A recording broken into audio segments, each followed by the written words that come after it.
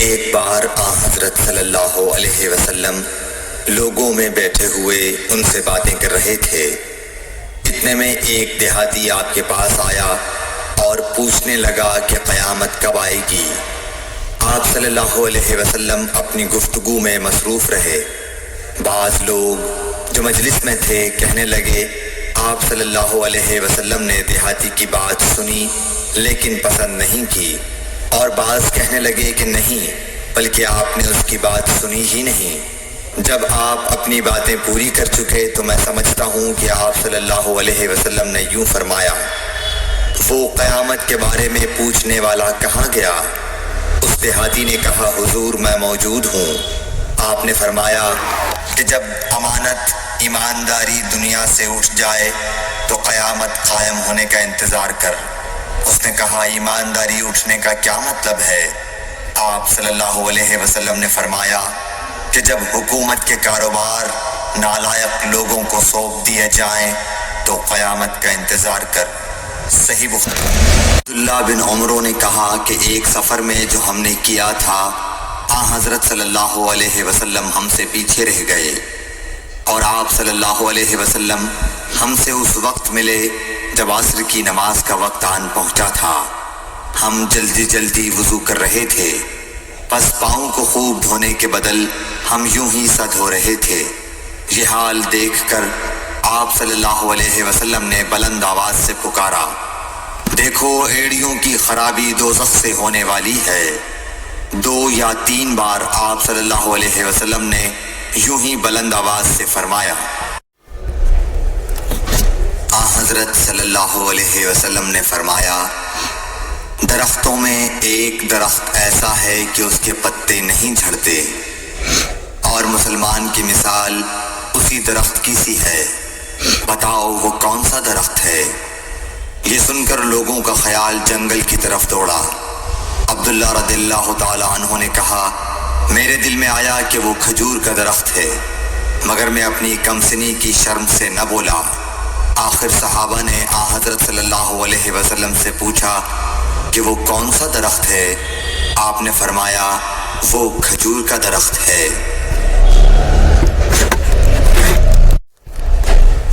حضرت صلی اللہ علیہ وسلم نے فرمایا، درختوں میں سے ایک درخت ایسا ہے کہ اس کے پتے نہیں جھڑتے، اور مسلمان کی بھی یہی مثال ہے، بتلاؤ وہ کون سا درخت ہے؟ یہ سن کر لوگوں کے خیالات جنگل کے درختوں میں چلے گئے۔ عبداللہ نے کہا کہ میرے دل میں آیا کہ بتلا دوں کہ وہ کھجور کا درخت ہے، لیکن وہاں بہت بزرگ موجود تھے اس لیے مجھ کو شرم آئی۔ آخر صحابہ نے عرض کیا یا رسول اللہ آپ ہی بیان فرما دیجئے۔ آپ صلی اللہ علیہ وسلم نے بتلایا کہ وہ کھجور کا درخت ہے۔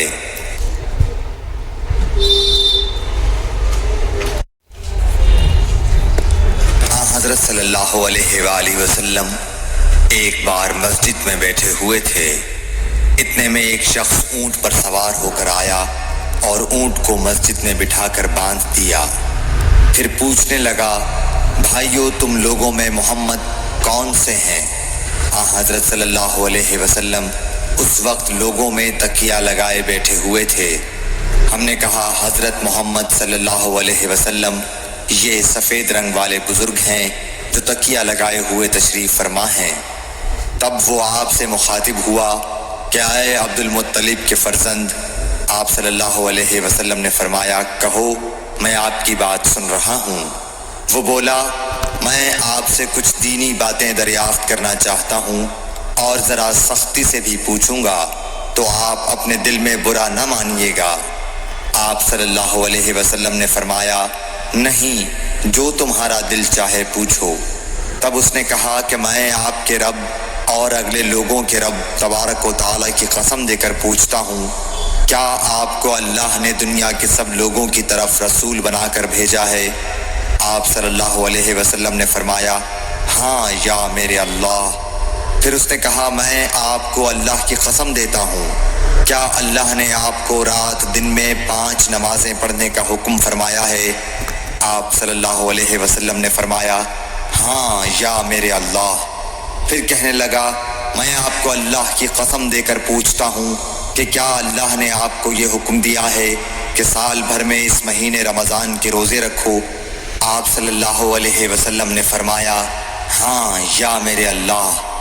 پھر کہنے لگا میں آپ کو اللہ کی قسم دے کر پوچھتا ہوں کہ کیا اللہ نے آپ کو یہ حکم دیا ہے کہ آپ ہم میں سے جو مالدار لوگ ہیں ان سے زکوٰۃ وصول کر کے ہمارے محتاجوں میں بانٹ دیا کریں؟ حضرت صلی اللہ علیہ وسلم نے فرمایا ہاں یا میرے اللہ۔ تب وہ شخص کہنے لگا جو حکم آپ اللہ کے پاس سے لائے ہیں میں ان پر ایمان لایا، اور میں اپنی قوم کے لوگوں کا جو یہاں نہیں آئے ہیں بھیجا ہوا تحقیق حال کے لیے آیا ہوں۔ صحیح بخاری۔ رسول اللہ صلی اللہ علیہ وسلم نے ایک شخص کو اپنا ایک خط دے کر بھیجا اور اسے یہ حکم دیا کہ اسے حاکم بحرین کے پاس لے جائے۔ بحرین کے حاکم نے وہ خط کسریٰ شاہ ایران کے پاس بھیج دیا۔ جس وقت اس نے وہ خط پڑھا تو چاک کر ڈالا۔ راوی کہتے ہیں اور میرا خیال ہے کہ ابن مسیب نے اس کے بعد مجھ سے کہا کہ اس واقعے کو سن کر رسول اللہ صلی اللہ علیہ وسلم نے اہل ایران کے لیے بد دعا کی کہ وہ بھی چاک شدہ خط کی طرح ٹکڑے ٹکڑے ہو جائیں۔ اپنے سچے رسول صلی اللہ علیہ وسلم کی دعا کا اثر ظاہر کر دیا۔ رسول اللہ صلی اللہ علیہ وسلم نے کسی بادشاہ کے نام دعوت اسلام دینے کے لیے ایک خط لکھا یا لکھنے کا ارادہ کیا تو آپ صلی اللہ علیہ وسلم سے کہا گیا کہ وہ بغیر مہر کے خط نہیں پڑھتے، یعنی بے مہر کے خط کو مستند نہیں سمجھتے۔